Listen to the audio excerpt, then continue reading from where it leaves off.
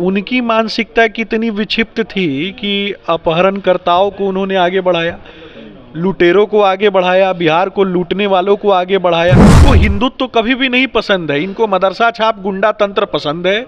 ये सिर्फ मदरसा में जो प्रश्रय पाने वाले जो गुंडे हैं ना, ये किसी जाति तो आप ये कहना चाह रहे हैं जब अपने आंसुओं के माध्यम से माँ को श्रद्धांजलि देते हैं कि माँ अगले साल फिर आए, उनकी पूजा हम करें, तो उन मूर्तियों पर ये तेजाब फेंकवाने वाले लोग हैं, उनका समर्थन करने वाले गुंडा तंत्र को कोई भी बीजेपी के सारे नेता मंदिर पे क्यों और श्री राम पे क्यों पहुंच जाते हैं? अभी प्रश्न कुछ और था, आप मंदिर पे पहुंच गए। मैं बता, ऐश्वर्या राय भी तो बिहार की बेटी है, और उसी ऐश्वर्या राय का बाल घसीट के जब घर से निकाला जा रहा था, तो ये सिंगापुर से जो सीधा लैंडिंग हुआ है, ये लैंडिंग उस दिन क्यों नहीं हुआ था, क्यों खड़ी नहीं हुई थी? बिहार की आम जनता की जो आवाज़ है, वो आवाज़ वो कभी नहीं बन सकती हैं।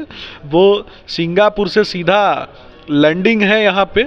हारने के बाद जमानत जैसे जब्त होगा तो सिंगापुर सीधा वापसी, रिटर्न टिकट जो है भाजपा कटा के देगी। तो नमस्कार, मेरा नाम प्रीति है और अभी आप लाइव लॉन्ग देख रहे हैं। रोहिणी आचार्य इन दिनों सुर्खियों में रहती हैं क्योंकि सारण से चुनाव लड़ रही हैं, राजद सुप्रीमो लालू यादव की बेटी हैं, लेकिन अक्सर वो अपने बयानों को लेकर के ज़्यादा चर्चा में रहती हैं। इस बार उनसे जब पूछा गया कि सम्राट चौधरी के बारे में क्या कहिएगा, तो उनका कहना है कि उनके बारे में क्या ही कहना है, वो दिमाग से विकलांग हो चुके हैं और उनकी जो मानसिकता है वो बिल्कुल ओछी है। इसी सब तमाम मुद्दों पे बात करेंगे। हमारे साथ बीजेपी के प्रवक्ता सुमित सतांग जी है, उनसे पूछेंगे क्या कहिएगा रोहिणी आचार्य के इस बयान को लेकर के। उन्होंने सम्राट चौधरी को कहा है कि उनकी जो दिमागी हालत है वो बिगड़ चुकी है बिल्कुल। देखिए, उनको तो सबसे पहले अपने पिताजी से पूछना चाहिए। और रोहिणी आचार्य जी तो एक व्यक्ति हैं जो सवाल कर रही हैं, लेकिन यहाँ तो बिहार की 13 करोड़ जनता जो है ना, बिहार की माताएं बहनें हैं, वो लालू जी से जवाब पूछना चाह रही हैं कि उनकी मानसिकता कितनी विक्षिप्त थी कि अपहरणकर्ताओं को उन्होंने आगे बढ़ाया, लुटेरों को आगे बढ़ाया, बिहार को लूटने वालों को आगे बढ़ाया, और बिहार में अपराधियों को आगे बढ़ाया, भूमाफिया को आगे बढ़ाया, बलात्कारियों को आगे बढ़ाया। तो इस पर जवाब जो है बिहार की 13 करोड़ जनता पूछ रही है, तो उनको तो थोड़ी भी शर्म होती तो सबसे पहले सवाल अपने पिताजी से पूछती ना। बिहार की आम जनता की जो आवाज़ है, वो आवाज़ वो कभी नहीं बन सकती हैं। वो सिंगापुर से सीधा लैंडिंग है यहाँ पे। हारने के बाद जमानत जैसे जब्त होगा तो सिंगापुर सीधा वापसी, रिटर्न टिकट जो है भाजपा कटा के देगी। चुनाव तो सिर्फ रोहिणी आचार्य लड़ने नहीं आई है, अरुण भारती भी लड़ने आए हुए हैं, तो उनके बारे में आप लोग क्यों बात? देखिए, ये पूरा परिवार, इसको समझना है, ये पूरा का पूरा परिवारवाद का मंडली है। और ये परिवारवाद की मंडली, मैं सिर्फ इतना पूछूंगा कि ये लोग जिसके ऊपर भी आरोप लगाते हैं, तो उनके पिता जो लोग भी सांसद रहे हैं, उनके ऊपर क्या भ्रष्टाचार का कोई मुकदमा, क्या उनके ऊपर कोई लूट का मुकदमा, क्या उनके ऊपर हत्या, अपहरण, लूट, बलात्कार का मुकदमा है क्या? इन्होंने जितने लोगों को टिकट दिया है, जो परिवारवाद की मंडली से आने वाले जो लोग हैं, इनके ऊपर किसी के ऊपर चारा चोरी, किसी के ऊपर अलकतरा चोरी, किसी ने ज़मीन किसी का लूट लिया, किसी ने गरीबों का भोजन लूट लिया। अभी तो एक महाराष्ट्र का आज न्यूज़ सुन रहा था कि वहाँ खिचड़ी तक चोरी हो गया। तो खिचड़ी चोरी करने वाले जो लोग हैं और जो लोग मतलब भ्रष्टाचारियों के मंडली से आने वाले लोग हैं, ये कभी न्याय की बात करेंगे क्या? आदि शक्ति जगदम्बा का पर्व चल रहा है और अब जब रामनवमी आने वाली है, तो पवित्र रामनवमी में मर्यादा पुरुषोत्तम श्री राम जी का जब रथ यात्रा निकलती है और मर्यादा पुरुषोत्तम श्री रामचंद्र जी की झांकियां निकलती है, उन झांकियों पर तेजाब फेंकने वाले जो उन झांकियों पर भी वो आरोप लगाते हैं कि जानबूझ करके आप लोग वैसी रैली निकालते हैं जिससे कि विवाद फैलता है। देखिए, ये तो हिंदुओं के ऊपर तो सीधा का सीधा प्रहार करेंगी ना। इनको हिंदुत्व तो कभी भी नहीं पसंद है, इनको मदरसा छाप गुंडा तंत्र पसंद है।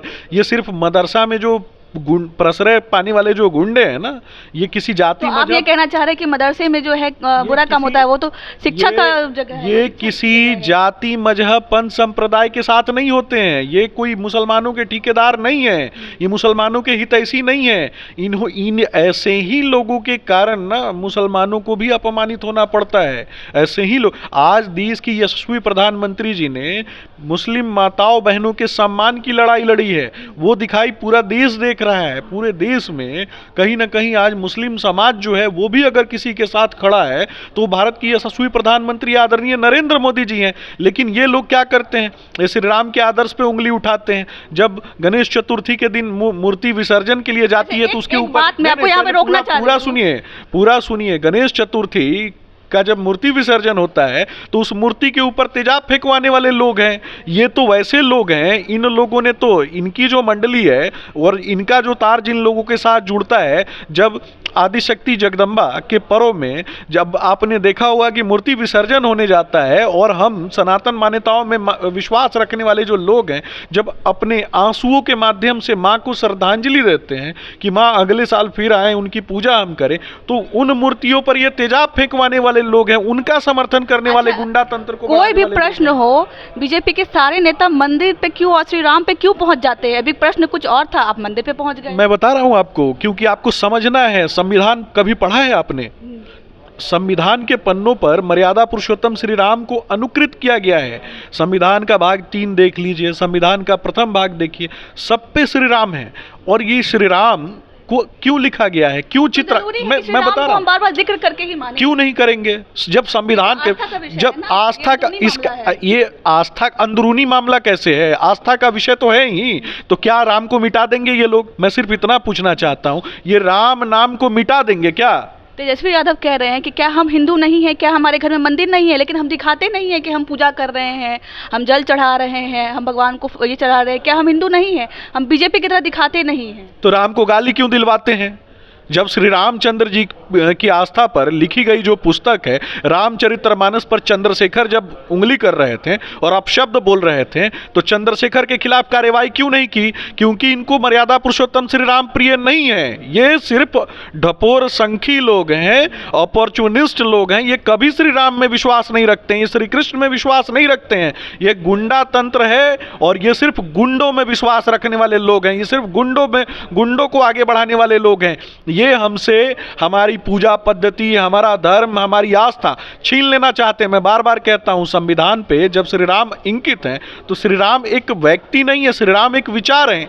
और श्री राम विचार है, राम राज्य का संकल्प है। राम राज्य के संकल्प में समाज में अंतिम पायदान पर राम राज्य की क्या परिभाषा है? मैं बता रहा हूं ना, देखिए, राम राज्य की आपने परिभाषा पूछी, किसी एक समुदाय को प्रताड़ित किया। मैं आपको बता, ये आप कह रही हैं, नहीं, ये आप कह, नहीं, ये आप कह रही हैं, ये आरोप लगता है आप पर। जो मैं बता रहा हूँ वो सुनिएगा।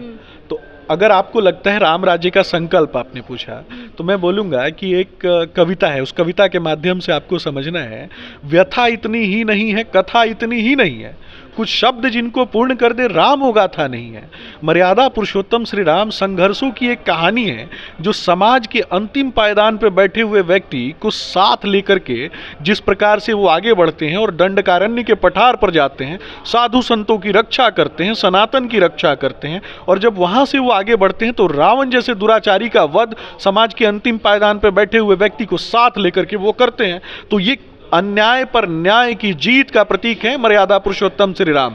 और उस आस्था और उस धर्म की परिकाष्ठा पे जब हम भारतीय जनता पार्टी के कार्यकर्ता राम राज्य के संकल्प के साथ सबके विकास, सबकी उन्नति, सबकी तरक्की के लिए सब जब आगे बढ़ते हैं, तो ये आरजेडी प्रायोजित गुंडा तंत्र, कालनेमियों की जमात, माथे पे मदरसा से निकला हुआ पेंट पोत करके और उसका नाम ये लोग चंदन रख के भारतीय सभ्यता संस्कृति को खंडित करने की बात करते हैं, उसको तोड़ने की बात करते हैं। उसका जवाब, उसका हिसाब कौन देगा? बार बार मदरसे का जिक्र क्यों कर रहे हैं? इसलिए क्या इसको हम क्या माने? क्यों मदरसे से क्या अच्छे लोग नहीं निकल सकते हैं? क्या जो है देश में जो खुशहाली फैलाए और प्यार बांटे वैसे लोग नहीं निकल? देखिए, मैं तो आपको वही बोल रहा हूँ ना, आपको समझना है कि देश में जो भी गुंडा तंत्र जो प्रायोजित तरीके से फलीभूत हो रहा है, उस गुंडा तंत्र को बढ़ाने वाले लोग कौन हैं? उस गुंडा तंत्र को यही आरजेडी प्रायोजित गुंडा तंत्र ही तो बढ़ा रहा है ना। दक्षिण भारत में जब एक सम्मेलन होता है कि सनातन विरोधी उन्मूलन सम्मेलन, इसका मतलब क्या है? सनातन को समाप्त कर देना। क्या सनातन आपकी नज़र में, मैं आपसे, आप पत्रकार हैं, तेजस्वी यादव कह रहे हैं, अब मैं आपको रोकती हूँ, कि क्या बीजेपी के जितने नेता हैं, बीजेपी के लोग हैं, अपने आप को भगवान मान चुके हैं? जैसे ही इनका विरोध स्टार्ट होता है वैसे ही ये श्री राम का जिक्र करने लगते हैं। क्या मान चुके हैं कि हम भगवान हैं और हमारा विरोध नहीं हो सकता? देखिए, धर्मो रक्षित रक्षित, जो धर्म की रक्षा करता है धर्म उसकी रक्षा करता है। धर्म सिर्फ सनातन ही, धर्म जो है वो क्या है ये भी समझना है।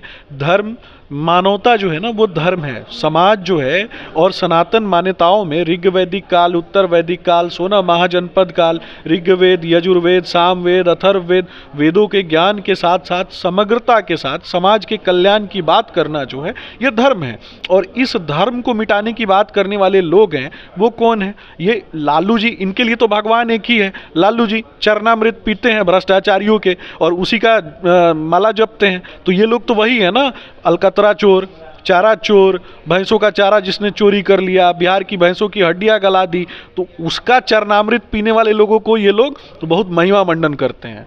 लेकिन अगर श्री राम की बात होती है, हमारी धार्मिक आस्था की बात होती है, हमारे शिवलिंग की बात होती है, माँ आदिशक्ति की बात होती है, जब रामनवमी की बात होती है, तो ये कहते हैं हमारी धार्मिक आस्था पर चोट पहुँचाते हैं। इस देश में 100 करोड़ से भी ज़्यादा हिंदू रहते हैं और उन हिंदुओं की धार्मिक आस्था है कि नहीं है? हम अगर अपने माथे पर तिलक लगा हैं तो इसको जब वो गाली देंगे तो उसका तो जवाब उनको सुनना पड़ेगा ना, कि उसका भी जवाब देने से भी हम पीछे हट जाएं। रोहिणी आचार्य भी बेटी हैं, ठीक है। आप बात कर रहे थे कि अभी जगदम्बा का पर्व चल रहा है, नवरात्रि चल रहा है। रोहिणी आचार्य उन कह रहे हैं कि वो बिहार की बेटी हैं। जब उन पर आरोप, बिहार की बेटी हैं, लालू प्रसाद यादव की बेटी हैं, तो कहीं ना कहीं बिहार की, वो सिंगापुर में रह रही थी, लेकिन जब वो उन पर तंज कसते हैं सम्राट चौधरी की, उन्होंने किडनी देकर के टिकट लिया है, तो उसी के विषय पे वो कह रही थी कि उनकी जो मानसिकता है वो बिगड़ गई है। तो उनका कहना है कि हम भी तो बेटी हैं, तो हम क्यों नहीं चुनाव लड़ सकते? उस पर क्यों आप लोग सवाल उठा रहे हैं? ऐश्वर्या राय भी तो बिहार की बेटी हैं, और उसी ऐश्वर्या राय का बाल घसीट के जब घर से निकाला जा रहा था, तो ये सिंगापुर से जो सीधा लैंडिंग हुआ है, ये लैंडिंग उस दिन क्यों नहीं हुआ था? क्यों खड़ी नहीं हुई थी कि भाभी को घर से बाल पकड़ के घसीट के निकाला न जाए? इस पर भी तो जवाब देना पड़ेगा ना। नहीं, पारिवारिक मामला क्या होता है? ये पारिवारिक क्या होता है?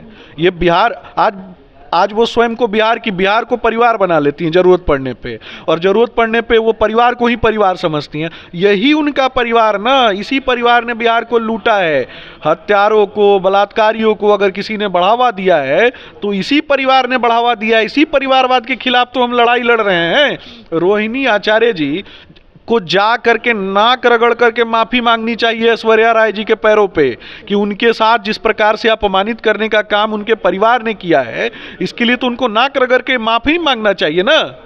अच्छा, माफी आपको लगता है? बिल्कुल। लेकिन आप सवाल उठा कहते नहीं हमारा नहीं, मैं तो वही बता रहा हूँ। श्री राम की कहानी जब राम में वो विश्वास रखते हैं, तो राम की कहानी में विभीषण भी तो थे। तो विभीषण ने क्या किया? जब उनको पता था कि उनके भाई जो हैं वो गलत थे, रावण, तो वो श्री राम के पास आए ना, उन्होंने माफ़ी मांगी ना अपने भाई के लिए। तो इनको भी जा करके भाजपा के पास, हम तो बुला नहीं रहे, लेकिन ये जा करके सिर्फ अपनी भाभी से ही तो माफ़ी मांगने के लिए बोल रहे हैं। क्या नाक रगड़ के माफ़ी नहीं मांग सकती? क्योंकि वो मतलब एक कमज़ोर व्यक्ति हैं, इसलिए वो माफ़ी नहीं मांग सकती। और एक राजकुमारी हैं वो, इसलिए वो माफ़ी नहीं मांग सकती। राजकुमारी वो तो मानते, वो स्वयं मानती हैं। वो लोग तो सोने के चम्मच से खाने वाले जो लोग हैं, उनको गरीबों के हितों का कभी ख्याल होगा क्या? गरीब के बच्चों का कभी ख्याल होगा क्या? अभी तो कहती है ना कि पूजा पाठ करती हैं, तो मैं तो चैलेंज करता हूं ना कि अभी दुर्गा सप्तशी का आजकल पाठ होता है। जनसैलाब उमड़ रहा है जहाँ जहाँ वो जा रही है, इतने समर्थक उनको प्यार कर रहे हैं, कह रही है हमको इतना प्यार मिल रहा है, सवाल ही नहीं उठता कि हम हार जाएं। हजारों करोड़ों लोगों की बददुआएं भी तो हैं। जिन माताओं बहनों के मांग का सिंदूर जंगल राज में उजड़ा है, उससे भी तो जाके आपको ये लेना चाहिए ना, बाइट लेना चाहिए। उनके पास भी तो जाना चाहिए। उनका दर्द नहीं दिखाई देता है क्या? चलिए, बहुत बहुत धन्यवाद। तो हमारे साथ बीजेपी के प्रवक्ता सुमित शशांक जी थे, आपने इनको सुना। बाकी आपकी क्या राय थी आप हमें जरूर बताइएगा। तब तक के लिए धन्यवाद।